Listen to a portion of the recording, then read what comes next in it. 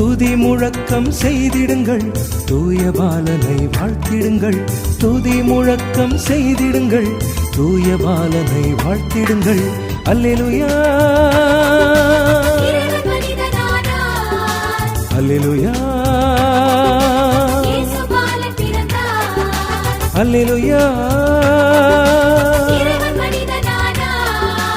அல்லேலூயா.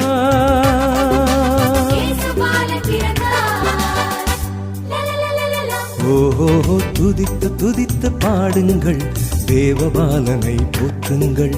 துதி முழக்கம் செய்திடுங்கள், தூய பாலனை வாழ்த்திடுங்கள்.